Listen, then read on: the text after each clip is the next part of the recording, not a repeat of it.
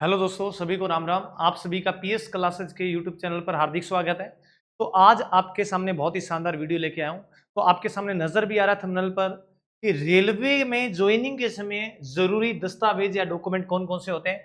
अभी अपने बात करेंगे पूरा डिटेल के अंदर। आप सभी को पता है कि अभी थोड़ी देर पहले टेक्नीशियन ग्रेड 3 का ऑफर लेटर, ज्वाइनिंग लेटर जारी कर दिया गया। आपको पता है कि अब ये है कि ऑफर लेटर आ चुका है, तो आपको कौन कौन से डॉक्यूमेंट लेके जाने हैं। अभी आपको पता है कि आगे एएलपी का साइको का भी एग्जाम है, उसके बाद में एएलपी के लिए भी आपको डॉक्यूमेंट चाहिए होंगे ना। तो रेलवे में आप किसी भी पद पे चयन होते हैं तो आपको क्या डॉक्यूमेंट चाहिए, वो सारी बातें करते हैं। अभी मेनली विशेषकर ये वीडियो बना रहा हूँ टेक्नीशियन ग्रेड 3 की। आपको पता है 2-3 दिन पहले क्या होता है, फाइनल जो लिस्ट है जारी होती है जिन बच्चों का सिलेक्शन हुआ है, और अभी थोड़ी देर पहले क्या हुआ है, इनका ऑफर लेटर भी आउट हो चुका है। तो सबसे पहले अपने बात करते हैं, अभी अपना स्टूडेंट है तो आपको पता ही है रैंक फर्स्ट के साथ चंडीगढ़ जोन के अंदर उसका सिलेक्शन हुआ अपने कैटेगरी के अंदर। चलो ठीक है जी, बात करते हैं उसी के ऑफर लेटर से बात करते हैं। सबसे पहले ये ऑफर लेटर उस भाई का आउट हुआ है। मैंने एक बार नाम को क्या कर दिया भैया, यहाँ पे हाइड कर दिया है। Offer letter of appointment for the post of technician grade 3 category 10 of CEN 02/2024। ये आपके सामने नजर आ रहा है। ये अभी 5:25 पे क्या हुआ, ये अभी क्या है, नोटिस जारी हुआ है आपके सामने ऑफर लेटर।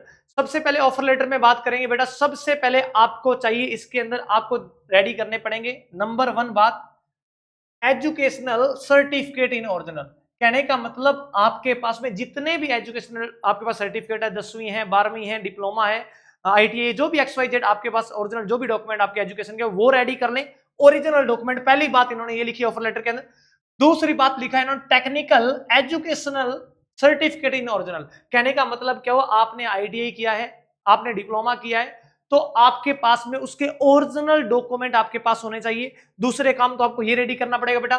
तीसरा इन्होंने बोला कास्ट सर्टिफिकेट इन ओरिजिनल। कहने का मतलब आपका जाति प्रमाण पत्र है, वो जिस समय आपने फॉर्म भरा था उस टाइम फिल किया था, वो भी अपने साथ में लेकर जावें। ठीक है, और यदि ज्यादा पुराना हो चुका तो अपने पास न्यू भी बना के साथ में ले जाना। वैसे तो उस टाइम अपलोड किया था, इतना लंबा समय हुआ नहीं है, तो सेंटर का कास्ट सर्टिफिकेट 1 साल के लिए वैलिड होता है, तो वो आपको लेके जाना कंपलसरी है। ध्यान रखना, जो अपलोड किया था वो जरूर लेके जाना, और साथ में नया बनाया हो तो वो भी साथ में ले जाना, कोई दिक्कत वाली बात नहीं है। और उसके बाद में क्या लिखा, other certificates in original and 2 sets of all the certificates फोटोकॉपीड and self attested. इन्होंने बोला है कि इसके अलावा जितने भी आपके पास ओरिजिनल जितने भी सर्टिफिकेट है आपके पास, उनकी क्या करवानी है भैया, आपको फोटोकॉपी करवानी है, और साथ में 2 सेट करवाने हैं, और साथ में उनको सेल्फ अटेस्टेड कर लेना भैया, उन पे साइन कर लेना। चौथा पॉइंट इन्होंने ये बोला है। और पांचवें पॉइंट में क्या बोला है, you will be required to submit an indemnity bond on, यहाँ पे 100 रुपए का स्टाम्प की बात को लेके बोला है। इन्होंने बोला है कि जो ये बॉन्ड होता है, ये उस टाइप का बॉन्ड आपसे भरवाते हैं कि जनरली क्या होता है, कई बच्चे क्या करेंगे, ज्वाइनिंग करने के बाद 2 महीने में छोड़ देंगे, 3 महीने में छोड़ देंगे, या एक तरीके के बॉन्ड होता है कि आप स्टार्टिंग पीरियड के अंदर इतने टाइम के लिए मतलब छोड़ नहीं सकते ना अपने जॉब को। तो ये बॉन्ड है, वो आपको 100 रुपए के स्टाम्प पे बनाना पड़ेगा। अब कईयों के दिमाग में ये, यार सर इस बॉन्ड पे लिखवाना क्या है, इस स्टाम्प पे क्या लिखवाना, 100 रुपए का स्टाम्प तो हम किसी नोटरी से ले लेंगे, लेकिन इस पे क्या लिखना वो भी डिटेल में बात करते हैं अभी। उसके बाद में क्या लिखा अभी बताऊंगा कि आपको स्टाम्प पेपर पे करवाना क्या है। उसके बाद में लिखा गया है, two character certificate attested by gazetted officer two different authorities in which one character certificate in duly, यहाँ पे counter signed by first class magistrate sub divisional magistrate की बात करते हैं। कहने का मतलब आपको 2 कास्ट सर्टिफिकेट बनाने हैं, वो अलग अलग अथॉरिटी से क्या करना, बने होने चाहिए। नंबर 1 जैसे एग्जाम बोला इन्होंने, फर्स्ट जो क्लास मजिस्ट्रेट होते हैं उनके साइन हो जाएंगे, या आप SDM से बना लेना भैया, या आपने फर्स्ट ग्रेड जो लेक्चरर होते हैं भैया उनसे भी आप साइन करवा सकते हो। जनरली जो फॉर्मेट आता है, जनरली आपको पता है बुक जो बैंक वगैरह होता है वहां पे वो कास्ट सर्टिफिकेट का आपको मिल जाता है फॉर्मेट, उसी की बात कर रही है। उसके बाद में अपने बात करेंगे नेक्स्ट, टू PRAN। ये भी PRAN जो नंबर है अभी जनरेट नहीं होगा, मैं बता रहा हूं। PRAN forms and 2 ECS forms are being sent along with this offer of appointment. इन्होंने बोला है कि आपके इसके साथ में क्या हुआ है, जनरली NPS नाम सुना होगा आपने, नेशनल पेंशन स्कीम, ये बाद का काम है। अभी इनके साथ में जो आपका अभी दिखाने वाला भी हूं मैं आपको कि ECS फॉर्म इन्होंने साथ में अपलोड किया ऑफर लेटर के साथ में, वहां से आप डाउनलोड कर सकते हो। उसको कंप्लीटली भरना है और भर के जमा करवाना है। उसके बाद में आपका PRAN नंबर जनरेट होगा, कल को आपको पेंशन वगैरह मिलती है, उसी को रिलेटेड, उसी से रिलेटेड है ये। ठीक है, 7 नंबर पॉइंट।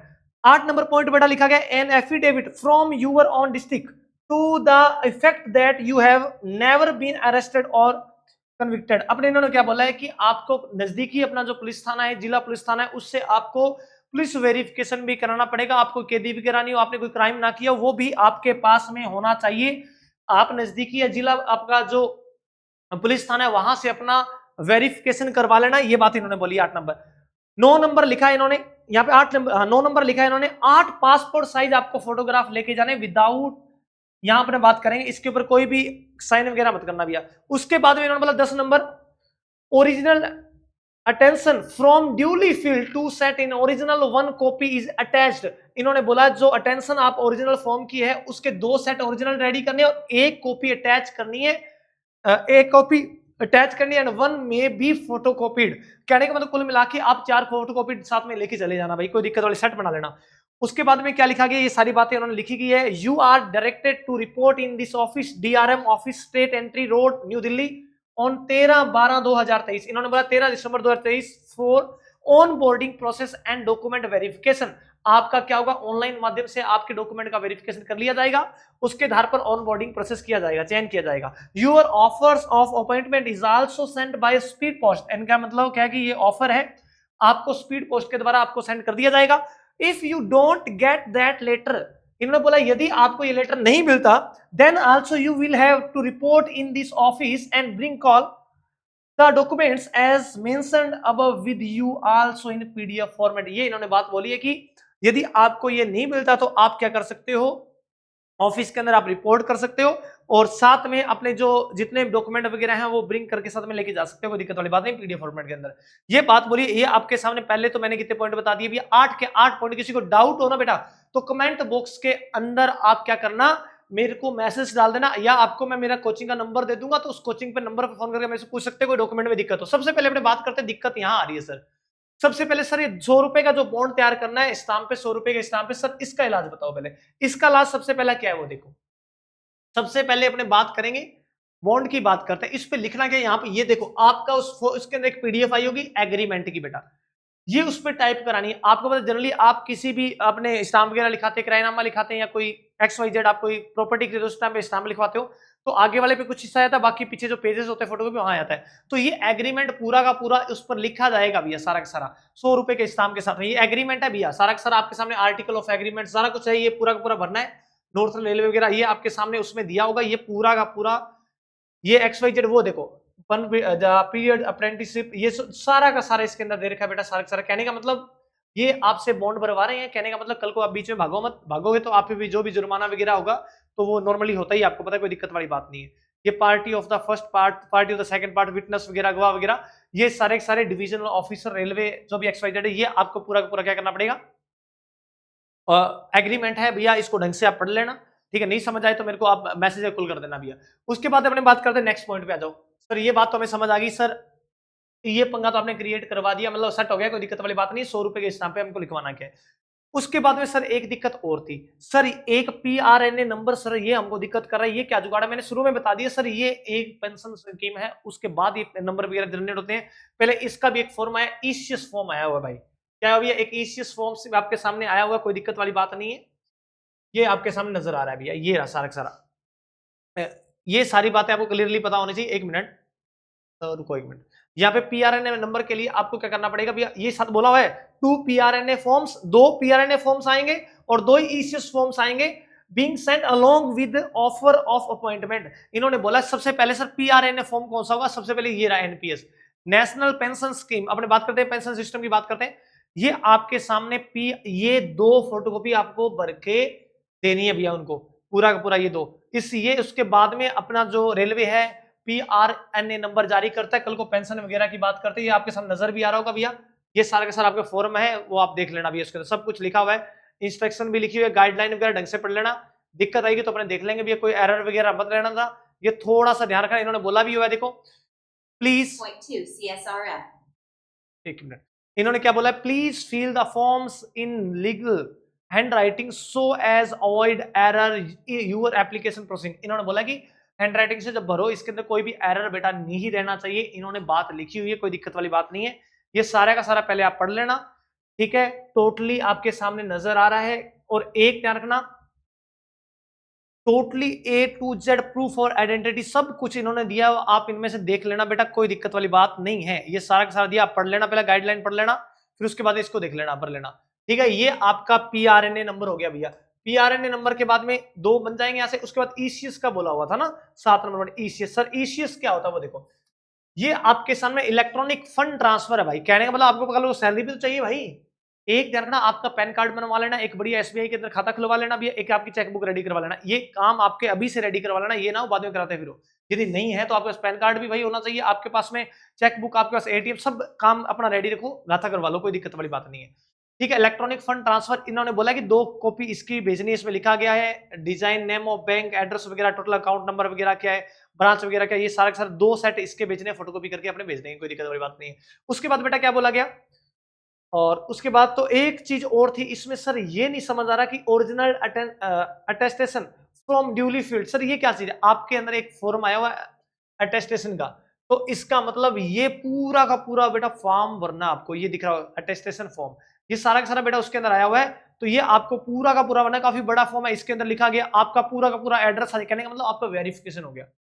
आप जो भी रिपोर्ट दोगे अपनी, आप आधार कार्ड दे रहे हो, अपना एड्रेस दे रहे हो, अपना अकाउंट नंबर दे रहे हो, XYZ दे रहे हो, कोई आधार कार्ड लगा रहे हो, कुछ भी लगा रहे हो, वो आपका लीगल है या नहीं है, वो चीज आपसे पूछ रहा है कि आप रियल, सारा का सारा डॉक्यूमेंट रियल है या फेक है। वो सारी चीज, पूरा नाम लिखना है यहाँ पे, वर्तमान पूरा पता लिखना है यहाँ पे, मकान का जो भी XYZ, इसमें सारी डिटेल बेटा भरनी पड़ेगी, निवास स्थान, ठीक है, ये पिता का नाम, भाई का नाम, सिस्टर का नाम, जो भी है ना XYZ, सारा का सारा इसमें दे रखे, जन्म तिथि वगैरह, वर्तमान आयु कितनी है, ठीक है, आपका धर्म कौन सा, ये सारी बातें इसमें लिखी, कॉलेज स्कूल का नाम, कब आपने प्रवेश किया था, 10वीं कब पास की, 12वीं कब पास की, आईटी कब पास की, वो सारी बातें इसमें लिखेगी। कोई भी XYZ सारा का सारा लास्ट में करेक्टर सर्टिफिकेट भी दिया, मतलब पूरा क्या, मतलब लास्ट में आपको क्या करेंगे, एक तरीके से लास्ट में वेरिफिकेशन आपका करने वाला है, एक तरीके से पूरा पूरा। इसको ध्यान से भर लेना, ये आपका फाइनल अटेस्टेशन फॉर्म है, इसको भर लेना। ये सारे समझ आ गए होंगे आपको। एनपीएस फॉर्म बता दिया, इसके बाद पीआरएनए नंबर जनरेट होगा, टेक्नीशियन एग्रीमेंट बता दिया, आपको 100 रुपए के स्टाम्प पे जो करवाना है। उसके ईसीएस फॉर्म की बात कर ली, आपका bank account number, cheque number, जो भी XYZ वो सारा इसके अंदर डलेगा भैया, अकाउंट नंबर वगैरह। उसका अटेस्टेशन फॉर्म की बात करते हैं, इसके ऊपर सारी डिटेल आ गई, ताकि लास्ट में चेक करें कल को कोई दिक्कत तो नहीं है भाई। इसमें सारा डिटेल आएगी कल को, इसमें लिखा गया सारी जो एग्रीमेंट करते हैं उसमें भी है, और इसमें भी लिखा गया यदि आप कोई भी दोषी किसी तरीके से पाए जाते हो तो जो भी इसके अंदर धारा लगेगी भी उसके तहत आप पे कार्रवाई भी की जाएगी। इसलिए कोई भी फेक चीज मत डालना, सारी की सारी ओरिजिनल चीजें लेके जानी, ताकि लास्ट में दिक्कत ना। अब तो ओनली सिर्फ ज्वाइनिंग लेनी बाकी है, सारा रिजल्ट भी आउट हो चुके हैं ना। चलो सभी को समझ आ गया होगा। और मैं आपको बता देता हूं, यदि किसी बच्चे को कोई डाउट है तो आप एक काम कर सकते हो बेटा, इस नंबर पे फोन कर सकते हो, दिख रहा होगा आपको 9057223588 पे कॉल कर लेना, या व्हाट्सएप पे मैसेज कर देना। किसी डॉक्यूमेंट को लेके कोई भी क्वेरी हो ना तो ये पूछ सकते हो। और दूसरी बात मैं बता देता हूं, अभी हाल ही में अपने स्टूडेंट की बात करते हैं, अभी टेक्नीशियन की वापस से वैकेंसी आ गई, 6180 वैकेंसी, ग्रुप डी की भी आई हुई है। उसके बाद में अपने बात करते हैं एएलपी की भी 9970 वैकेंसी आई हुई है।